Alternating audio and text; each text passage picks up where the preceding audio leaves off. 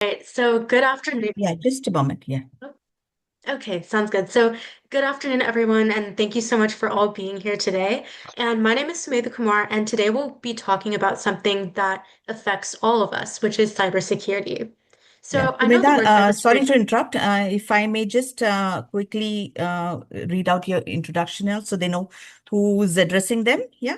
Just give me two Yeah. minutes. All right. In the meantime, if I can just say that, yes, we have our board members also here. And my name is Vaidehi. I'm the advisor and trustee of the Panorama India organization. I also have one of our co-chairs and board members here. I would like to say hello to them as well, Mr. Amit Nayak, Hello, who's our everyone. co-chair of Panorama India, as well as we have our director Sumita Sinha also joined. And anybody else? I think, yeah, for now, those are the team members who have joined from Panorama India. And today we are going to do a session on cybersecurity workshop for senior citizens. And we have two hosts. One is Trupti Shirarkar, who is the Director of Product Security, Mindfulness Advocate. Trupti is a seasoned security executive with 19 years of experience shaping product security and privacy at global giants like Amazon, Datadog, and Illumio, where she currently serves as director. She holds a MS from Johns Hopkins, is completing Stanford's lead program, and advises backslash. Beyond securing tech, Trupti is a 200-hour certified yoga instructor and lifelong meditation researcher exploring how mindfulness techniques optimize productivity, relieve stress, and drive self-discovery, securing systems, empowering minds. So thank you, Trupti, for joining us today and being a host. We also have Sumedha Kumar. She's the founder of Cybersecurity Awareness Program, a community initiative that provides free cybersecurity workshops to senior citizens, helping them recognize scams, prevent online fraud, and stay safe in a digital world. She's also the co-founder and president of Elder Aid, a 501(c)(3) not-for-profit that leverages technology to connect older adults with volunteers and essential community resources. A rising high school senior, a young entrepreneur, I would say. Sumedha is actively involved in business through FBLA, conducting research in artificial intelligence and data science, and enjoys public speaking and leading community initiatives. She has represented youth as a Cupertino City Teen Commissioner and has been recognized with honors, including the U.S. Congressional App Challenge and the President's Volunteer Service Award. Through her work, she strives to use technology to create meaningful social impact and empower communities of all ages. So wonderful. Oh my God, stunning background. So let's welcome Trupti Shiralkar and Sumedha Kumar here today for our cybersecurity session, right? So over to you, Trupti and Sumedha. Okay, thank you so much for that introduction. So, good afternoon, everyone. Thank you all so much for being here today. My name is Sumedha Kumar, and today we're going to talk about something that can affect all of us, which is cybersecurity. So, my goal is by the end of the workshop, everyone feels more confident using technology and knowing how to avoid certain scams. So, here's what some things that we'll be covering today. First, we'll go over some introductions and introducing me and Tripti. Then then we'll go over some of the basics of cybersecurity, go into some real world case studies and scenarios, then talk more about internet scams, and finally, go over some certain social media platforms that we should be aware of. And then we'll summarize and conclude our workshop. So I'd like to introduce myself. My name is Sumedha. I'm a rising senior in high school, and I'm really passionate about helping people stay safe and online. And I'm also very excited to have Tripti Shiralkar with us today. If you want to just unmute and give a quick introduction. Hi everyone, I'm Trupti, and it's an absolute honor and privilege to be here with all of you.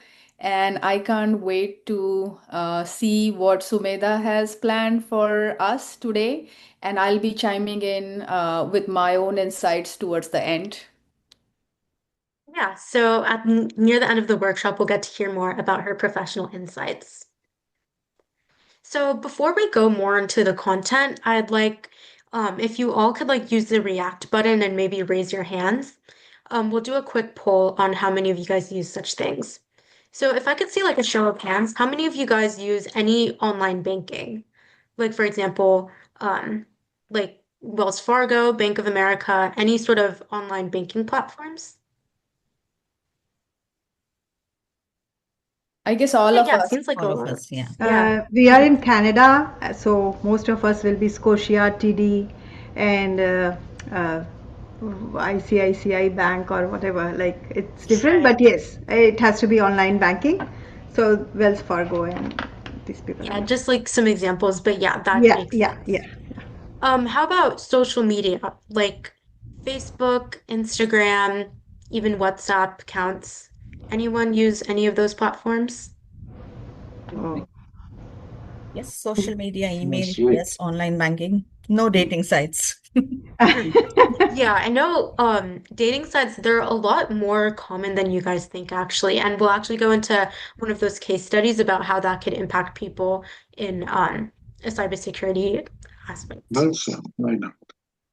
Okay, so how many of you guys also have an email account? Like Gmail, Yahoo, any of those aspects? Yes. Well, yeah, it seems like a good amount of people. Okay, and finally, how many of you guys use any online shopping platforms? All of us, we love Amazon. Yeah. Okay, yeah. So like taking this poll, we could see like a lot of these platforms are very heavily used. And everyone's using the internet in some way, which is exactly why learning how to stay safe is so important. So let's go more into the basics of cybersecurity. So you might wonder, why do scammers even end up targeting seniors? It's not just because seniors aren't smart, because lots of senior citizens are very experienced and very intelligent. But in fact, scammers can target seniors because many of them have certain retirement savings, are kind and trusting, and often have a helping nature and want to help others. But these scammers take advantage of kindness, not intelligence. So anyone, young or old, can be a victim. Going more into some alarming statistics. Unfortunately, scams against seniors are becoming even more common every single year. Millions and billions of dollars, as you could see in this graph, are lost every year due to scams. And some of these top ones are investment scams, business scams, and even surprisingly, romance scams. So these numbers may sound scary, but remember, with the purpose of today's workshop, I really want to help you guys make sure that none of you guys become part of these alarming statistics. So, the important thing to remember is that the numbers aren't exactly the dollar amount. So, some more alarming statistics is that $4.9 billion were lost by senior citizens due to cybersecurity scams, according to the FBI. 28.3 billion total elder financial abuse was also lost due to the AARP, and $1.3 billion was lost in investment scams by seniors. And another important thing to keep in mind beyond the numbers is senior citizens tend to less likely report certain frauds that happen to you, according to the FTC. So, one thing that we'll be going into later in the workshop is some resources that you guys could reach out to. Not only is it important to reach out to your relatives or close ones, but there's also many um, professional platforms like the FBI and FTC who would be more than happy to help you in any sort of these alarming scenarios. All right, so now we'll be going a little bit more into safe web browsing. So I'm sure all of us have used some sort of thing like Google, right? How many of you guys use like search engine or like to Google anything pretty much? Let's say if it's a restaurant or any fact. So like how many of you guys have experience with Google? Yep. Yeah, seems like a good amount of us do. So, first, some very like it's important to keep some three very simple habits. First, you always want to look for the little lock symbol in your web browser before entering passwords with credit card information. So, you always want to look for some sort of lock symbol that looks like this right next to the link. Second, if your screen suddenly says you have a computer virus and tells you to click something, it's important to not panic because these pop-ups are usually fake. And finally, you want to avoid doing any sort of online banking with public Wi-Fi, like at coffee shops or airports, because scammers can easily log into your device through that. All right. Now, just going after we went over some of the overviews and basics, let's go more into some real world case scenarios and look deeper into those. So, one very common one is tech support scams. So, I'm sure a lot of us have had certain issues with our technology, and it is super important to get help whenever such issues come. However, such scammers can take these to your advantage and take certain information. All right. So there's this one case study where there was an elderly man in Massachusetts who lost $12,000. So there's this man, Steve Wiseman, who is an elderly man in Waltham, Massachusetts. And there's a scammer that told him that there's a serious problem with his computer and instructed him to pay $12,000 online. So obviously, I know when anyone sees certain pop-ups like this, it could be very alarming and you'd want to act immediately. However, unfortunately, this man paid the $12,000 before realizing it was completely illegitimate.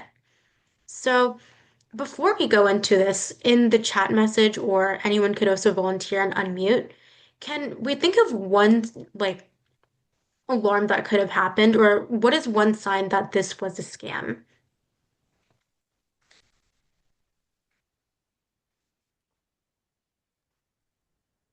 You're If asking the anyone wants question? to, yeah. Mhm. You're asking the question? Yes, I'm asking a Yeah. question. So, You in know, this think, case study, is there yeah. like what is E- one sign that this was a scam? Every day I'm getting at least 3 or 4 calls that my visa, has been charged. At least 4 calls every day. And these days, those people are not scolding anymore. Mhm. Yeah, I think that's a really good Yeah, point. many Like, rich people do get that. mhm. Yeah, like there's lots of like calls that could like directly be to you asking for certain like visa Yeah, scams. But just looks at one thing time. to Yeah. definitely remember is they'll never directly call you or message you or anything. So let's go more into the anatomy of this attack. So, first of all, how tech support scams usually work is that there's a pop-up warning that appears on your computer. So, in this case, this man had a pop-up saying that their computer was hacked. Then, I know as one of our participants, Amit, was saying, you could get a fake call claiming to be from Microsoft or Apple, or in this case, also like Visa, right? So, one thing to keep in mind is that such companies will never directly call you or message you. There'd always be some sort of official message that would say that there's an issue with your account. But you never want to pick up any sort of calls or emails that have such an urgent tone. Next, what happens is that they request remote access to quote unquote fix your computer. So, this is an easy way for scammers to easily hack into your device and get access to personal information. So, then there's also payment demanded for unnecessary services. So, when it comes to tech support, maybe they'll ask for many different sort of things in the tech support community. And especially when it comes to like senior citizens or even people like me, we may not be super well versed in how tech support works. So this leaves us very vulnerable in wanting to do whatever it takes to fix this issue. So by getting at these vulnerable points, they're able to have information and money stolen while they have access. So if anyone could like unmute or put in the chat, what is one thing we could do to prevent tech support scams from happening?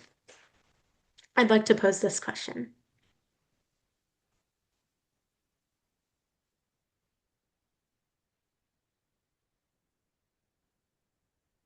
Yeah, like any sort of idea. It could be like maybe even ignoring the message or contacting a relative, any of these things. So, yeah, if anyone doesn't have any other ideas, we can move on to the next one. These days they're doing some other thing also in terms of the phone calls. I mean, sorry, phone companies. They have access to pretty much almost 80%, 90% of your data. I mean, whatever the things you have, your bill, past bill, your name, address, and all the things. So based on that, they are getting some sorts of confidence from you that you are really genuine Hmm. because they can give you, they have access to those details. So that been the case. Yes, sometimes you get cheated thinking that really Rogers called you or really Bell called you and, doing the things. Something to Yeah, believe. especially like when it comes to phone companies, they attain so much personal information. So it's very important that whenever you receive any sort of message, you want to make sure it's official. So yeah. Okay, yeah, thank you so much for sharing your insight. Now moving on to romance scams, I understand, especially in the Indian community, it may not be too common to use such dating platforms. However, as you guys saw in the past statistic, it can actually be very prevalent in lots of seniors. So in this one case, there's an elderly woman in Florida who ended up losing $50,000 due to a romance scam. So essentially, what happened is that there's a 68-year-old Florida widow who lost $50,000 to a scammer posing as an army colonel. So essentially, they started chatting and texting on a dating platform. And this man pretended to be an army colonel, and they built a very close relationship over a couple of 6 months. So essentially, what this man would do is that every now and then he'd be requesting money to be sent by the elderly woman, claiming it was for emergency paperwork. So obviously, just remember, this could be one big red flag because no one would ever demand your money so much, especially if it's someone you've never met in person. So it turns out what was found out later is that this scammer had stolen photos from a real soldier social media to create a fake profile. So, as you guys can tell, when it comes to communicating with different people online, especially people you've never met in person, it's super important that you don't leave yourself vulnerable and don't share such personal information. So, similar to how we did last time, I'd like to pose a question for any of you guys to pitch in. What could have been one big alarm or one big factor that the elderly woman could have seen that this was a scam? The first time ever, like if he would have asked for money, she should be looking at it as a red flag, right? Like Yes. online romance doesn't need money. Yes, exactly. Yeah, Like, especially when it comes to like romance and getting to meet people, you'd yeah. never really demand for money so early in the relationship, especially with 6 months. But essentially, what this person did is that they built such a close connection to get that elderly woman very vulnerable. So, yeah, let's break it down into the steps of the anatomy of how romance scams work. So, first of all, a profile is created on dating sites or social media. So, such platforms can include Hinge, Tinder, etc.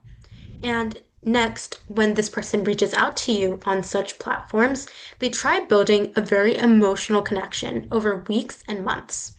Obviously, when it came to this elderly woman, if it was super early in the relationship, they'd never ask so early on, right? But essentially, what this man does, especially with creating this fake profile and this fake motive, he's able to get this woman to be very vulnerable by building such a relationship. Then what happens is that there's some sort of crisis invented. In this case, it could be like medical emergencies or travel problems, or in this case, emergency paperwork. There's some sort of alarm that happens on their side where the partner is very alarmed. And especially with this emotional trust built, they really want to help. So by taking and willing to help them for temporary help for the money requested, they're able to like sort of get very vulnerable and send whatever their partner might need. So, with this relationship being able to develop over months and months, after the scammer got whatever they needed, there's an immediate disappearance once the money is sent. So, essentially, it's a very like come and go sort of relationship. They build the connection, they build some sort of issue, and then they leave once they got what they needed. So, it's super important, especially when discussing with other people online, to never share anything very personal towards you. So, yeah, once again, just how we did last time.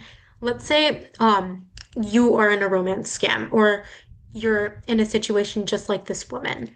What is one thing that you could do to prevent this from happening?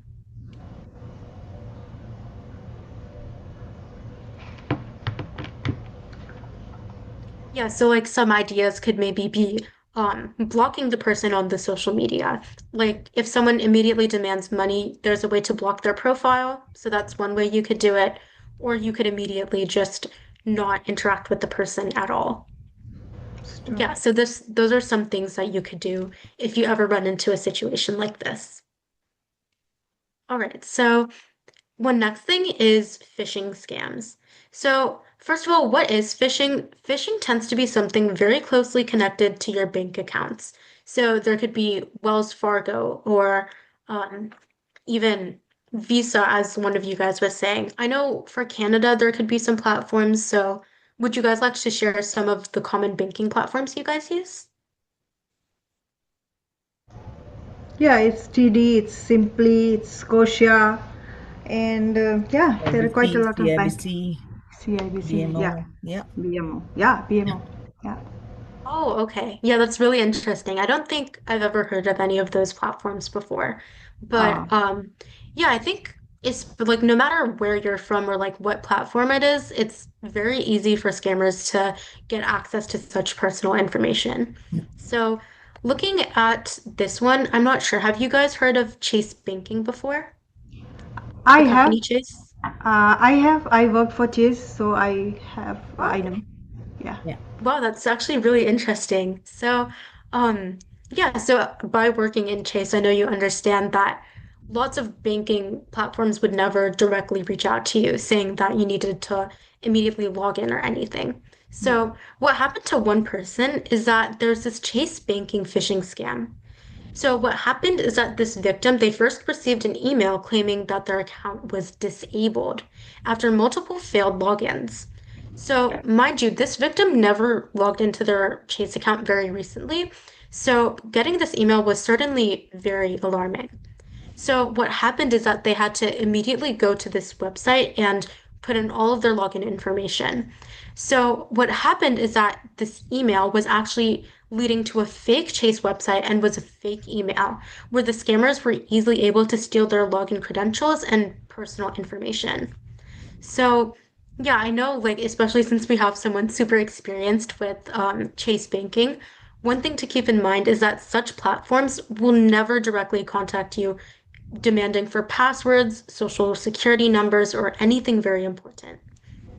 So, yeah, going more into the anatomy of how these attacks work is that, first of all, there's a phishing email sent regarding an urgent subject. In this case, this person got an email saying that their account was disabled. So, what happens is that this creates a very strong sense of urgency and fear, and there's a demand to verify now or risk losing access. So, what happens with such phishing attacks is that they put it more as a time-based crisis, saying that you need to act within 5 minutes or 10 minutes. Otherwise, your account would be corrupt or hacked. So, what's super important to do in any of these situations is remain calm because, especially in such time case scenarios, it could get super stressful. And as a result, it may not be a very good sense of judgment, and you could immediately go ahead and do whatever the scammer says. So then after what happens is that there's a malicious link to a fake site. So how this case worked is that these scammers created a very similar lookalike login page to Chase. So this easily could confuse the viewers or the users to put in all of their credentials and other private information to be harvested. So as I said before, it could be logins, passwords, social security numbers, so, as a result, with the combination of the big crisis saying that your account was hacked and the sense of time-based urgency, what happens is that your account gets taken over and there's an immediate disappearance from that Chase account. So, with this, there could be many different issues that arise. So, this leaves you vulnerable to funds being transferred, identity frauds, and attackers completely vanishing. So, the most important thing to keep in mind for phishing attacks is one, no company would immediately send you a direct message asking you for their personal information. And two, it is super important to remain calm in such scenarios. I know, like, no matter what they say, these scammers could put honestly very wild things in these emails saying you only have 2 minutes to log in, 5 minutes to log in, or else you'll lose your bank account forever. So it is super important to remain calm and stay logical with what these companies or what these seemingly fake companies are asking you to do. So, yeah, just to pose a question out for any of you guys to answer, what could be some things you could do if you run into a scam like this? Like, once again, you guys could feel free to um, unmute in chat or speak.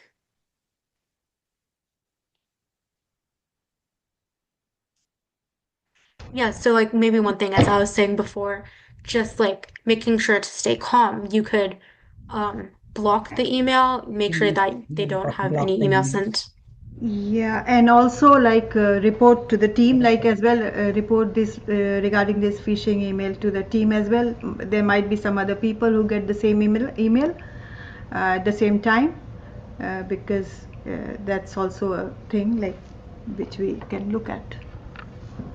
Yeah, thank you so much for actually bringing that up. So, yeah, as I was saying before, like one thing that's very common with senior citizens is that they tend to hesitate to reach out for help. But even by sending a direct message to the official Chase company, alerting them of this scam, it could be very helpful not only for you, but also for like many other people getting these scams.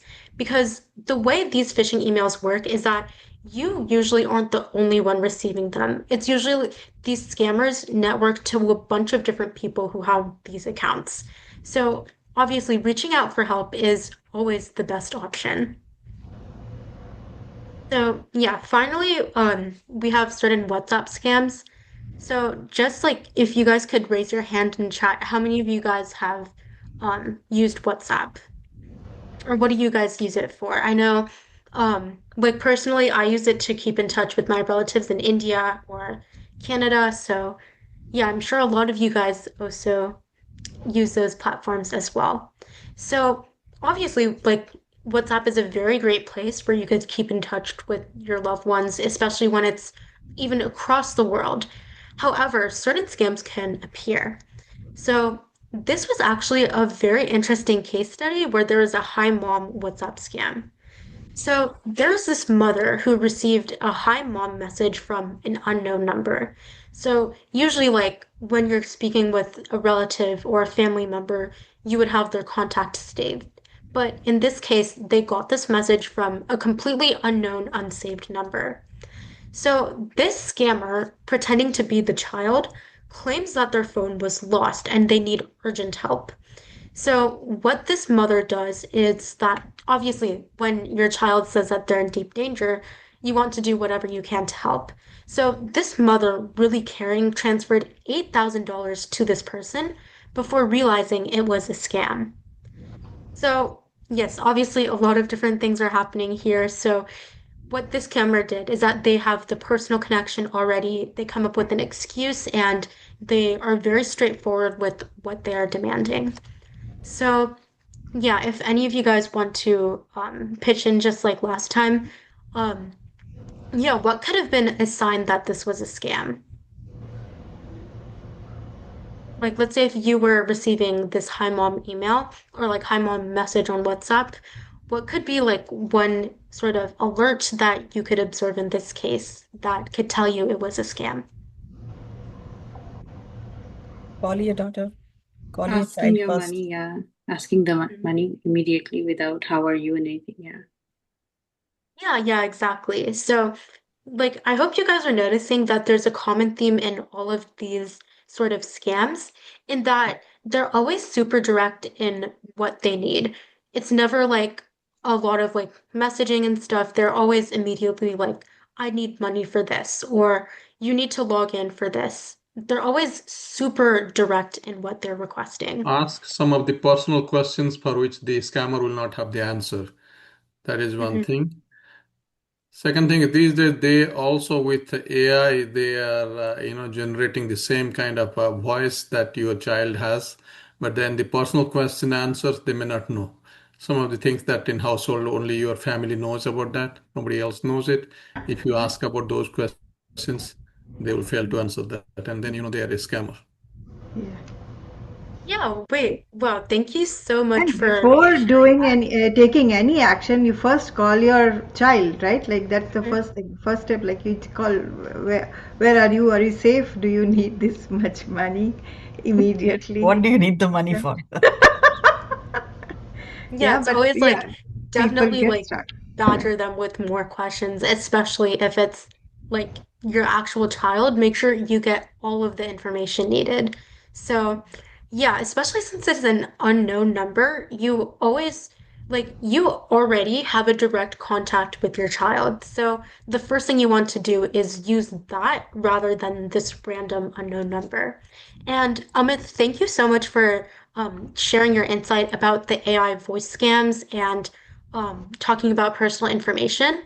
So, this is actually something that we'll be going deeper into later in the workshop.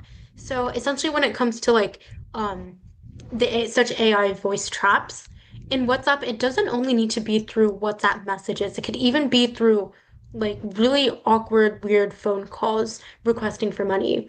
And asking for like specific Wow. information that only your child would know, that's a really good way to detect whether it's a scam or not. All right, so I know like we did go over a lot of these things, but just to break it down step.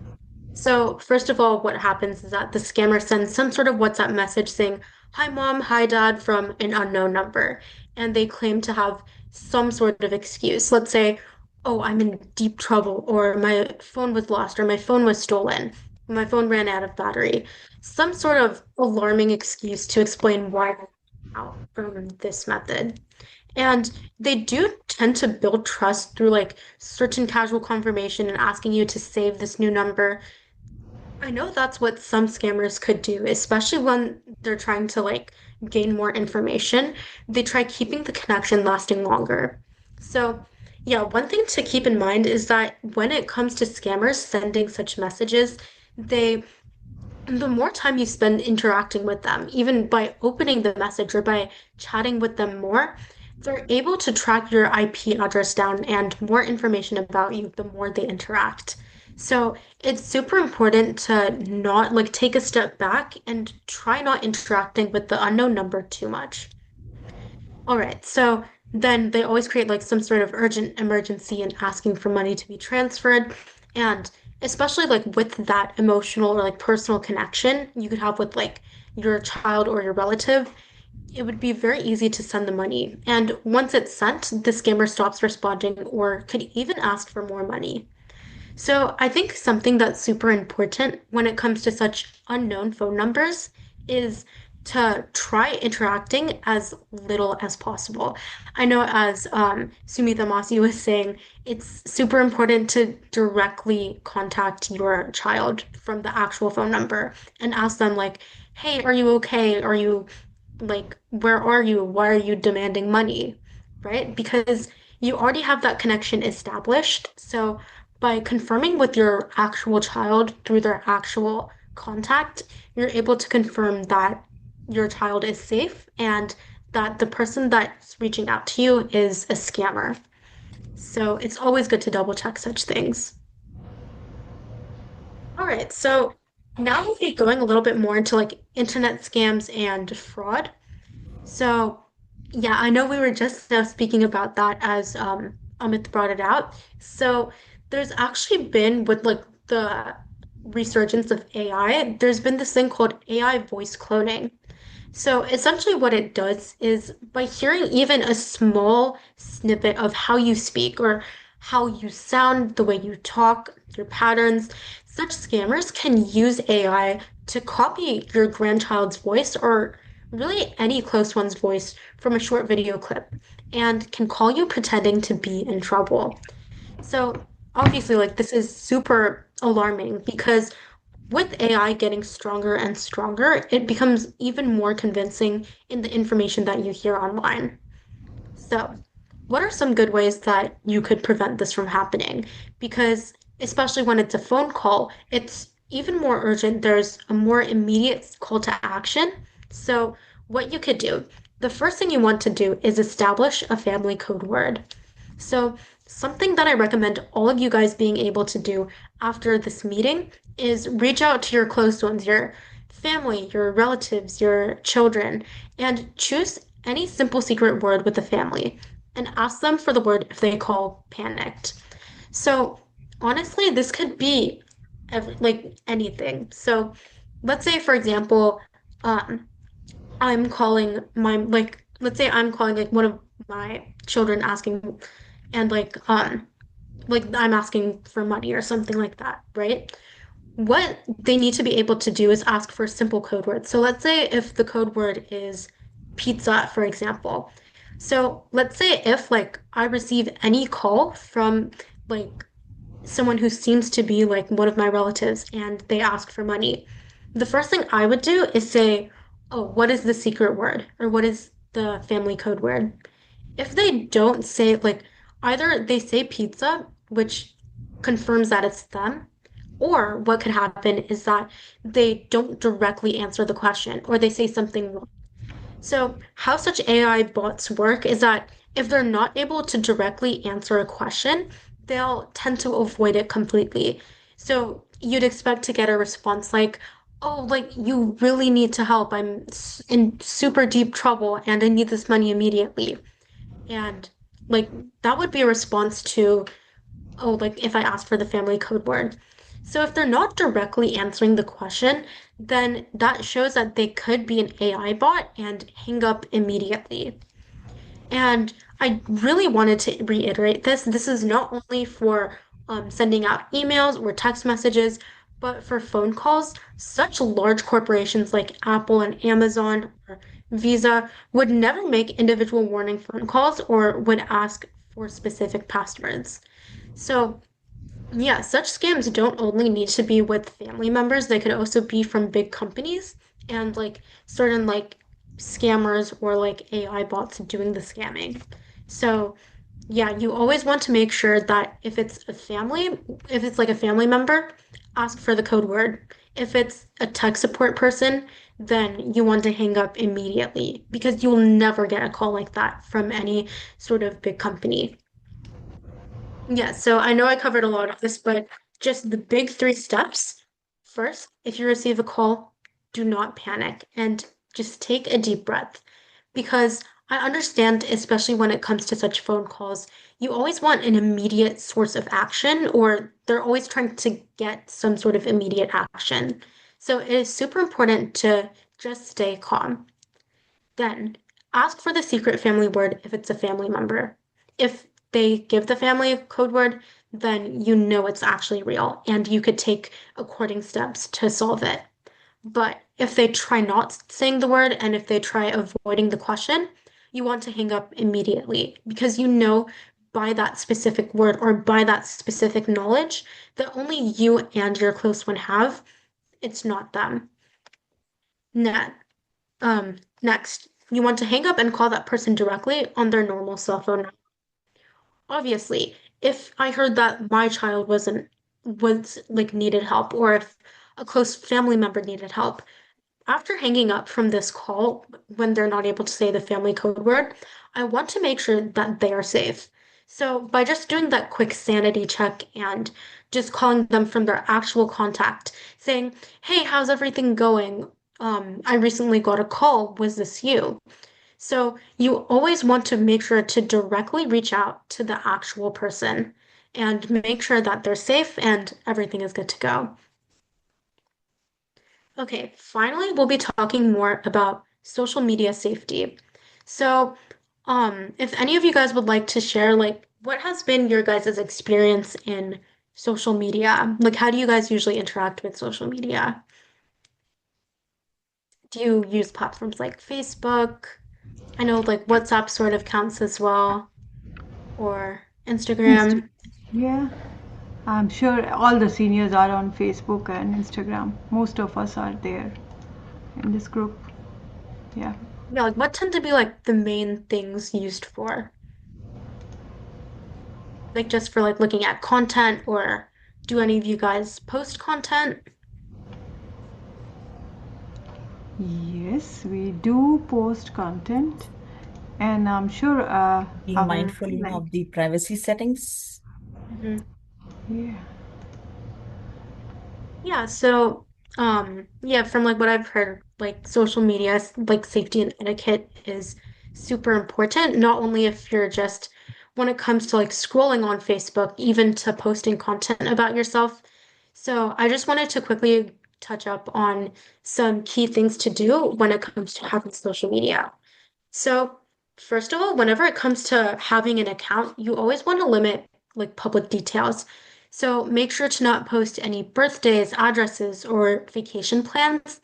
And this is super important, especially to people who post certain images, because one image could tell a lot about you. From a single image, maybe a scammer could be able to track down the location, or maybe there's a certain address or name in the background. So you always want to be very aware of what you post. Second of all, you also want to be aware of cloned accounts. So if you receive any friend or follow request from someone you already have contact with, you want to reject it because what scammers tend on doing is this is one of the key entry points to being able to communicate with you and take certain information. So if like you already are following them or you already have their contact information, you don't want to have any sort of duplicate account taking over. So another thing you could do is adjust your privacy settings on Facebook. So this is something that I could encourage you guys. You guys could feel free to do this now or after the meeting. One thing that Facebook has that could really help you guys stay safe is setting your account to friends only. So, by updating your settings on platforms like Facebook or Instagram, what you could do is if someone requests to follow you, they won't be able to see any of your posts or any of your activity unless if you manually go and accept them. By having a public account, anyone could search your name up and view any information about you, which is something that could be very unsafe. So, by keeping your settings to friends only, you ensure that only the people you know and trust are viewing your content. So over here, if you guys are interested in taking a screenshot or doing it right now even, or saving it for later. So how to set it on Facebook, if you go to the settings icon, there's settings and privacy. Then if you go to the audience and visibility section, you could set your account to friends only. So yeah, here are just some simple steps and yeah, let me know if you have any questions about doing this after the meeting. Okay, so just to summarize some security best practices. So going back to the links, you always want to think before you click. Don't open any links or attachments from unknown senders. And one thing you could do to verify if a website is safe is, first of all, looking for that lock icon. And second, you could also hover over the link to verify URLs. Then you also want to strengthen your accounts. When it comes to creating passwords, I know it's super easy to use the same password for all accounts, but it also leaves you very vulnerable because if a scammer is able to get your Instagram login, who knows what this could lead to? Maybe by having their Instagram login, they could access your Facebook, they could access your Visa account, they could access your even any sort of accounts. So you always want to use strong, unique passwords for every site and also turn on two-factor authentication. Finally, you always want to stay alert and report. So if you are using any sort of public Wi-Fi or public device, make sure to log out of all accounts. And it is always important to reach out for help if any of these things end up happening.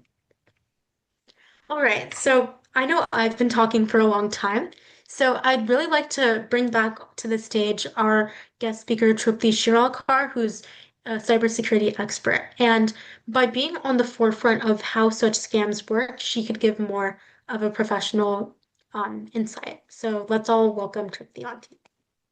Thank you, Sumedha. I would like to ask question to the audience. What is that one quality senior citizens have that makes them really vulnerable to these type of scams? Just unmute yourself and speak up. Or if you're camera shy, please use the chat window. to type your answer. Sumita, maybe you can unshare the screen so that I can see everybody. Yes, sure. Anyone? Any guesses? Trying to be kind, helpful rather. Helpful, yeah. What else? And they have a lot of money. Some people have money, some don't. What else? Lack of technical knowledge, Yes. Very true. What else? They have Teenagers like to time. talk, They want to talk. I think Vaidhi is getting closer to the characteristic that I'm looking or they are for. lonely and they want social interaction. There you go. There you go, Vaidahi. So what happens when we all eventually are going to become senior citizen, right? We cannot avoid that phase. It's a very important phase of our life, golden years of our life. So first of all, when we are senior citizens, we don't have employment. We are kind of retired. So that takes away the social structure that we used to have and we used to enjoy. If some of us have children, they are already graduated and moved on to another city, moved on with their life. We have few friends here and there, but in the absence of a full-time employment and kids to raise, we become very lonely. And this is the number one quality the scammers like to exploit. And how do they exploit? By giving us attention. Imagine, like, when I moved from India to here, it's very lonely in United States as well. Friends don't even bother to call you, right? So I feel lonely all the time, even though I'm in my 40s. So when I get a call from somebody and somebody just trying to speak nicely with me, paying a lot of attention, even though I'm a cybersecurity expert, I start trusting that person. Now imagine somebody like me who is social but lonely in her 80s or 70s, right? So we all are human, we all have that human element, and scammers like to exploit that thing. Another thing is these scammers provide helper instinct. Oh, I'm here to help you. Then we feel even nicer, right? Now we are getting deep into psychology here. If somebody, like our own kids, our own friends, don't even call you 6 months past, 10 months past, and somebody is there sending you good morning, good night, and they're calling you, how nice it feels, right? Just simple etiquettes. And then, hey, I'm here to help you. If you need, any help, let me know. Then, as Mr. Amit covered, we are living in the AI era. AI chatbots, AI voice bots, AI programs are even more sophisticated than human. I don't know how many of you know about AI psychosis. AI psychosis happens when we trust AI's output as it is without verifying. Um, AI is designed to keep human happy. So these are highly sophisticated programs. So anything that is coming out of AI, we are going to think that we are talking to our friend. Many people are replacing their therapist with AI. Uh, some of the women, they are preferring AI boyfriends and AI companion over real men. So all of this is happening because AI is so real.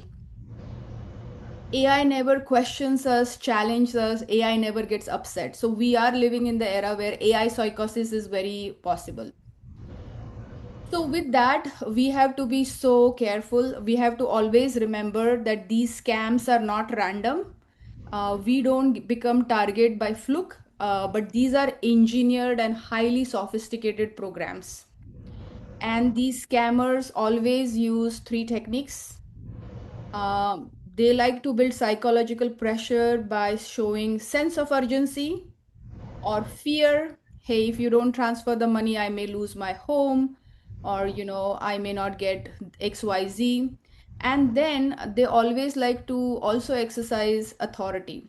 Now, those who are elderly, we always give a lot of importance to, police, banks, anybody who is in authority system. Like, we are very respectful to them. We don't question, we don't challenge. That's how we are raised, right?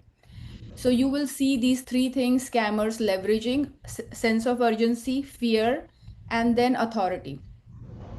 I think Sumita and Amit said this again and again, and I just want to reinforce here. And Sumita also covered this. Anytime you find yourself little bit even skeptical, something is off, jump to the verification phase.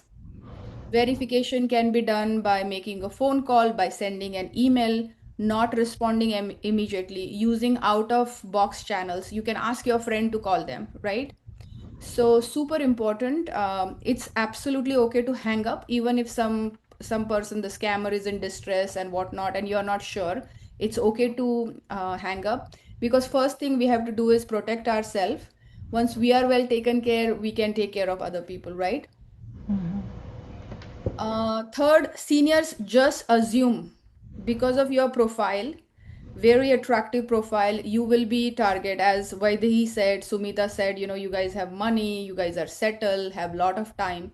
So people are going to target you. These AI bots are going to target you. In fact, let me tell you, there is billions of dollars of industries run in Eastern Europe where somebody can invest 5,000, 10,000 to conduct, that money can be used to build technology to conduct attack, these type of attacks. So it's a very sophisticated white collar business, which is exclusively designed to target this age group. So just assume this is going to happen every day, multiple times, and it's not random. One of the benefit of scammer, they take advantage is, of course, the loneliness and then the isolation come from it. So even if, let's say, I am a scammer and I am able to fool a 65-year-old woman, I know she's not going to go against me. She doesn't know where to go report. So best thing to do is always ask for help. There is absolutely no shame or guilt admitting and asking for help. And trust me, guys, even though I'm a cybersecurity expert in this field 20 years, it can happen with me as well because of the human element. We tend to trust. We want to trust. That's how we are designed, right? But whenever I realize, oh, something seems off, I ask for help immediately. And if there is one security or safety control that all of you can remember, whether it is your Facebook, Insta, banking, email, any online account you want to protect, that is multi-factor authentication. It can be done using your voice, your face ID. It could be OTP that you received on your text message.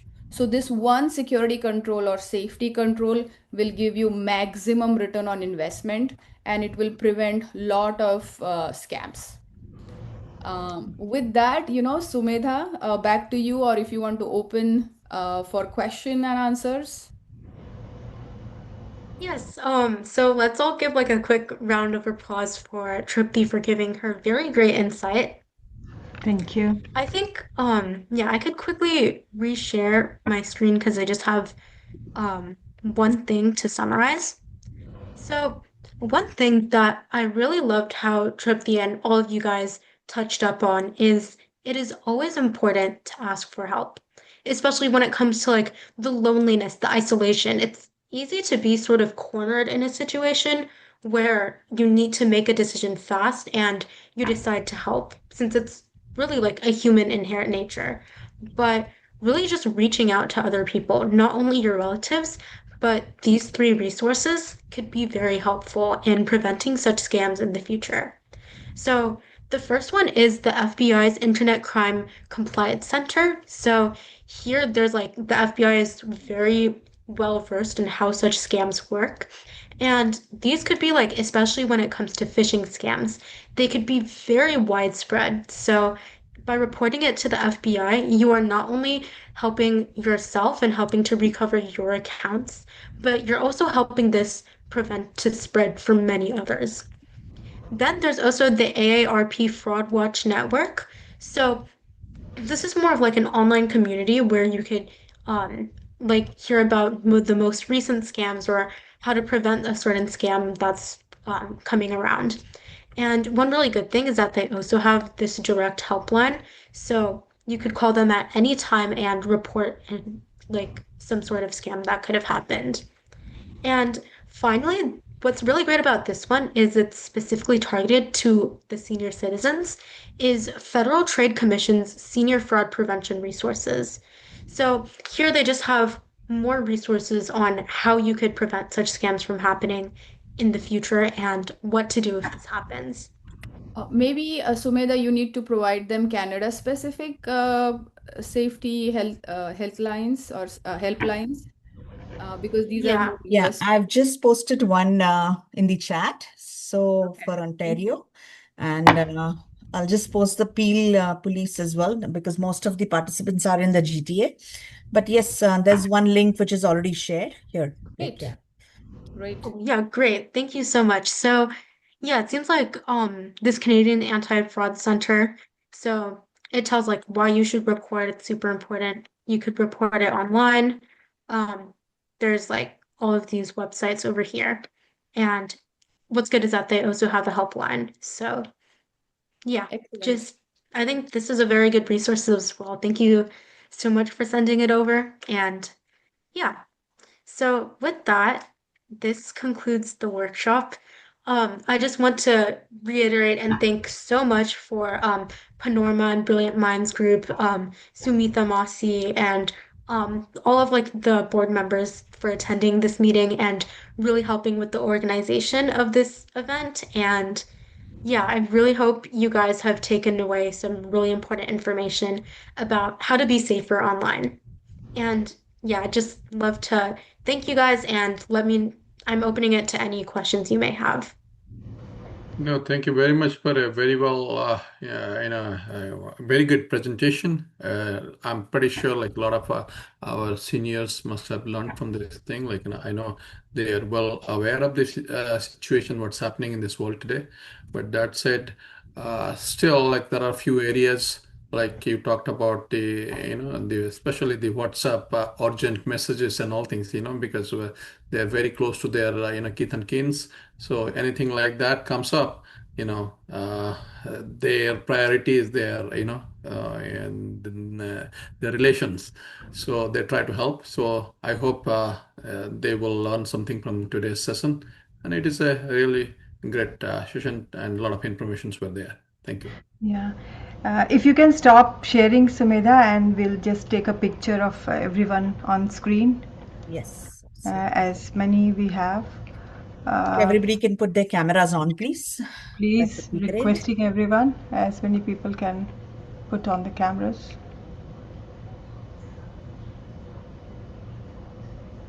Yeah, that's fine. It's So, good. You got that? yeah, Yeah. yeah. Thank you. Perfect. Wonderful. Thank you very much, Sumedha, and as well as Tripti, Trupti. for the Yeah. wonderful Yeah. insight. I'm sure this is very essential in these days with the kind of fraud that goes on. It's just ongoing and then uncontrollable, unbelievable. So, of course, very much it's essential to guide and uh, uh, will let the seniors know what kind of fraud is a possibility that they can get into.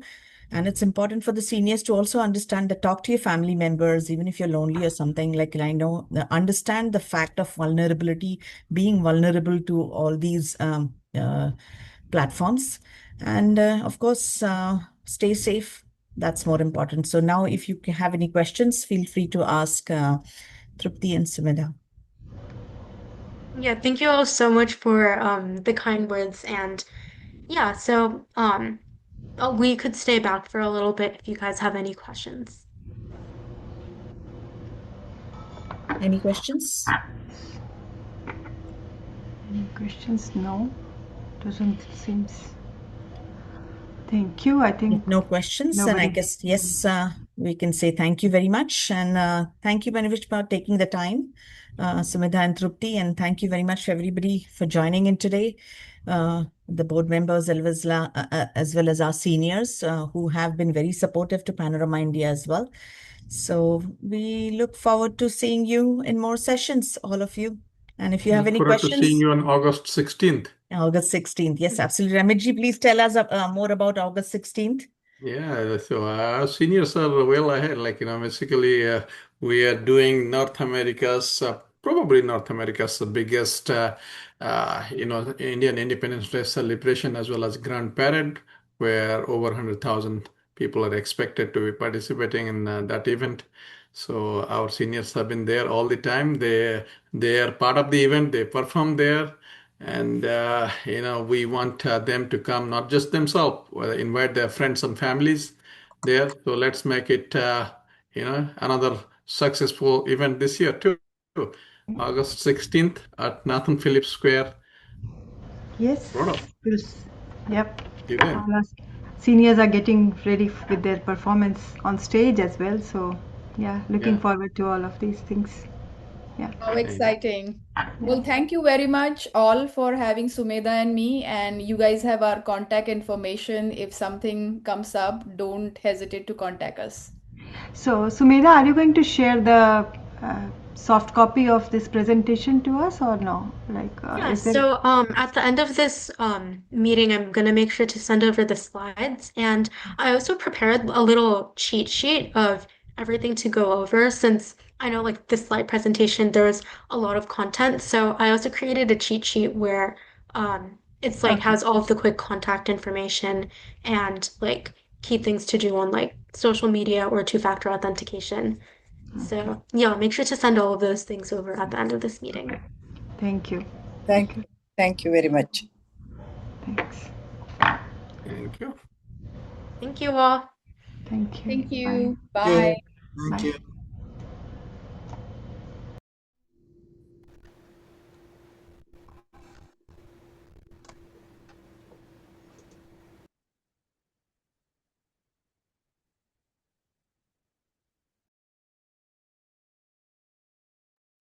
Thank you. Thank you so much, everybody. Good night.